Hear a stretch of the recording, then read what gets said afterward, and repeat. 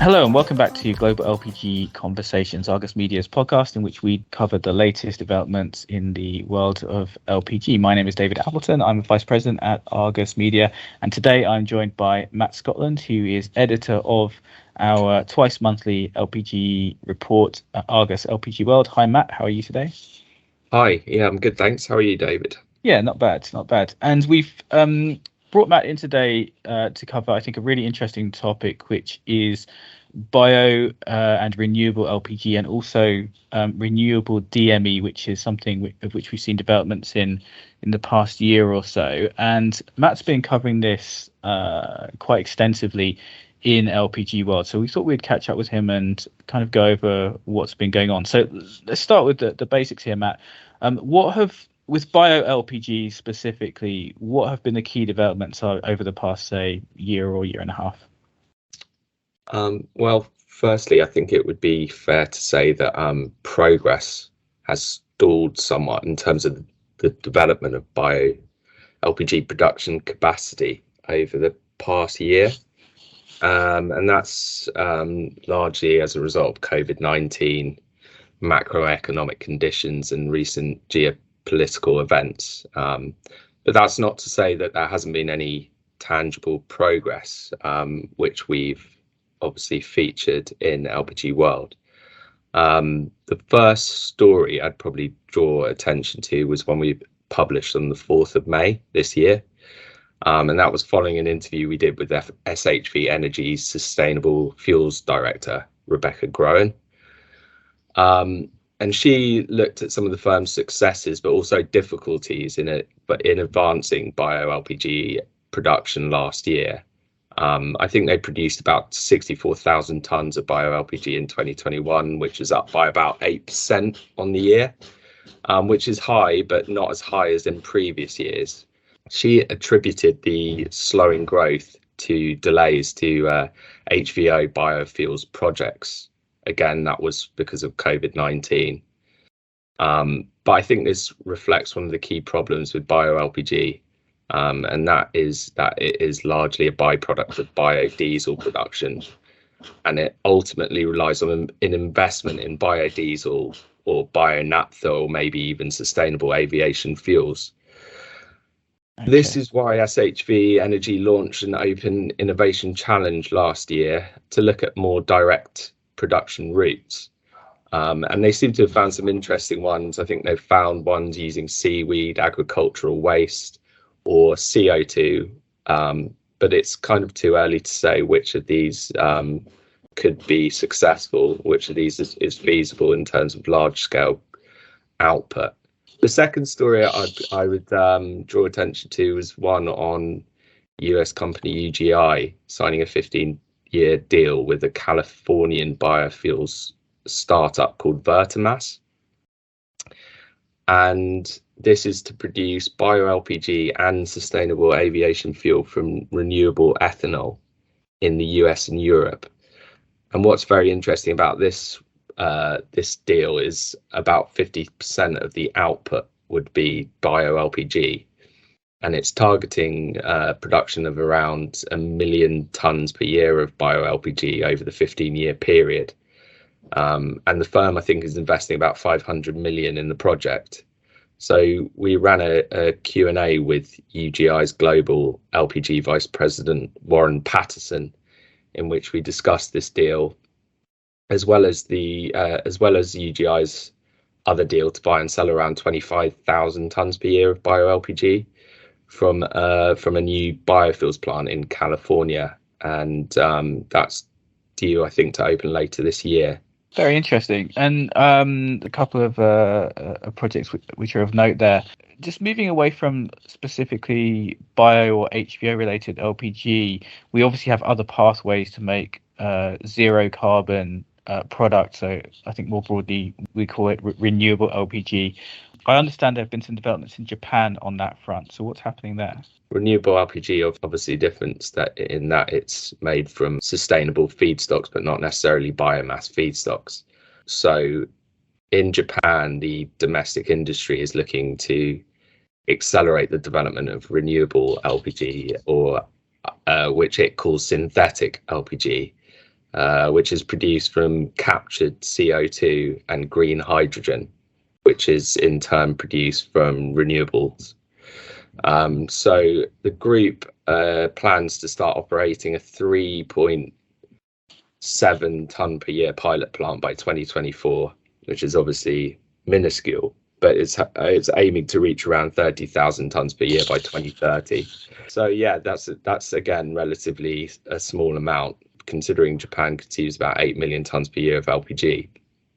But the longer term goal for the industry is to completely replace conventional LPG with renewable alternatives, potentially also some renewable DME by 2050.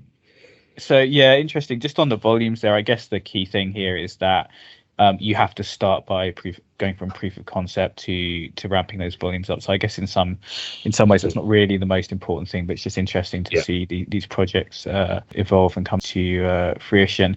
You mentioned DME, so obviously that's very interesting. But before we go into renewable DME specifically, what is DME? If you could just explain to our listeners, and how is it different to LPG? Sure. So DME is dimethyl ether, and it essentially has a very similar chemical structure to propane, except that it has a single oxygen atom, and that oxygen atom obviously gives it some slightly different characteristics. A key one is its corrosiveness. But the fact that it has similar chemical properties means it can be stored and distributed in similar ways, and it can be blended into LPG up to a theoretical cap of about 20% without having to invest in changes to infrastructure or equipment.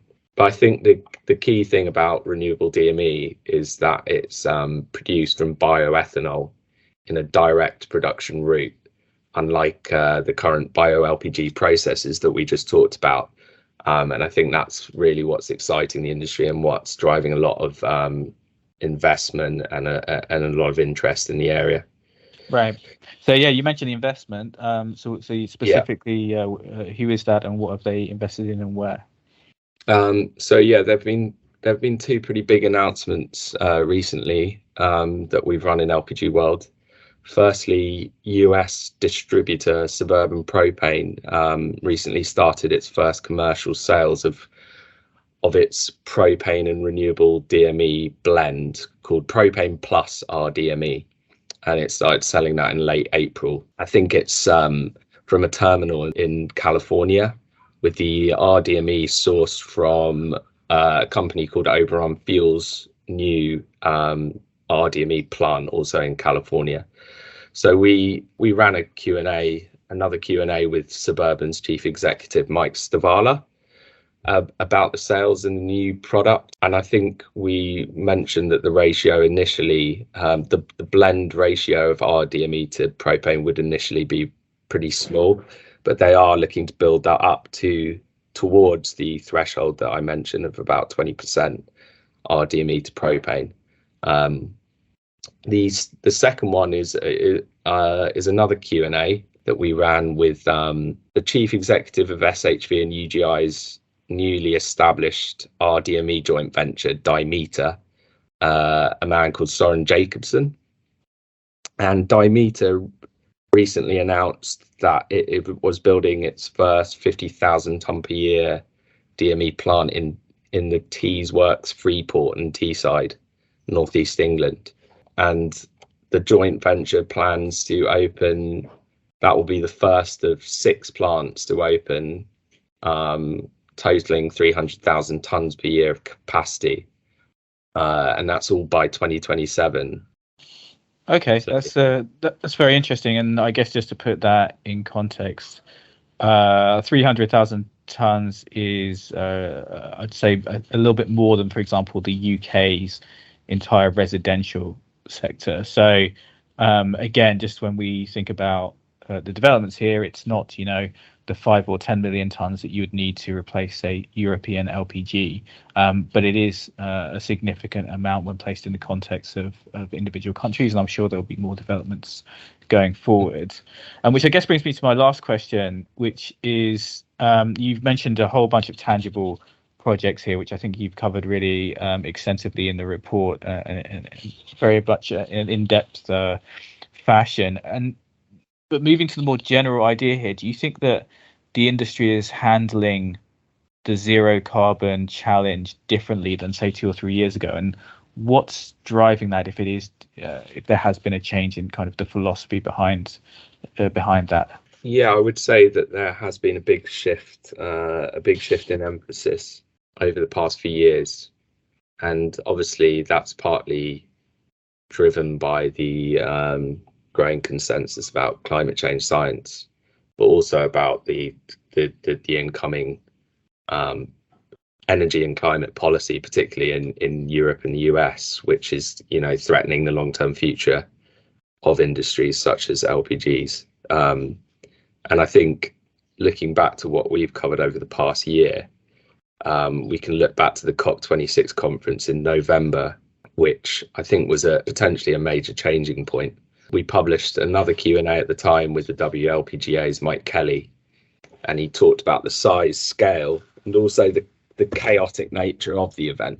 There's definitely been a noticeable change in terms of will in the industry, and more investment is emerging in finding and moving to renewable alternatives. But I also think there's increasingly a realization that there's no silver bullet for the industry.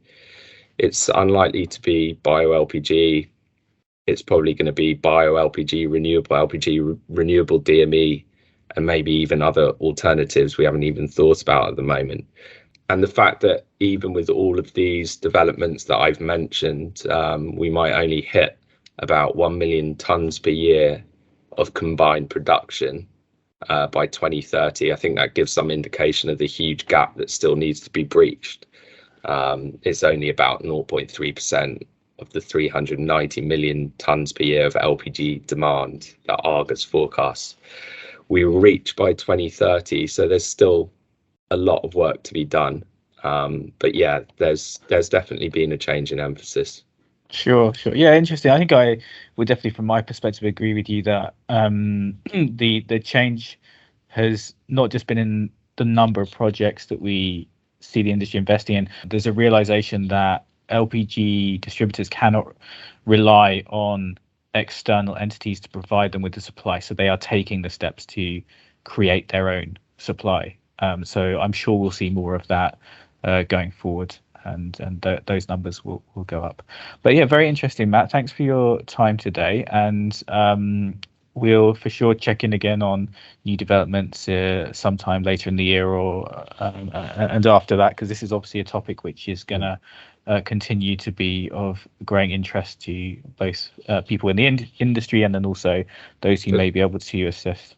Can I just draw attention to a couple of things coming up that will feature in LPG World? There's 2 conferences happening this month that are going to shine a bigger light on this area. The first is the International DME Association's DME 9 conference in Zurich, which is actually starting today, which I'm flying out to tomorrow. So that will have some of the core industry, LPG industry players investing in our DME projects or already selling small quantities in blends. So we will have some coverage of that in LPG World. And then there is also the Liquid Gas Europe Congress in Barcelona at the end of this month, which we will cover extensively in LPG World. So I'd encourage our subscribers to read what we put out on those events. Brilliant. Yeah, very good. And also both you and I will be at that latter event, so hopefully we'll get a chance to catch up with some of our listeners then, and say hello in some cases for the first time, I think in like 2, 3 or years or longer. So great. Thanks for your time, Matt. Have a good flight over to DME conference, and we'll speak again soon. Thanks a lot. Bye-bye.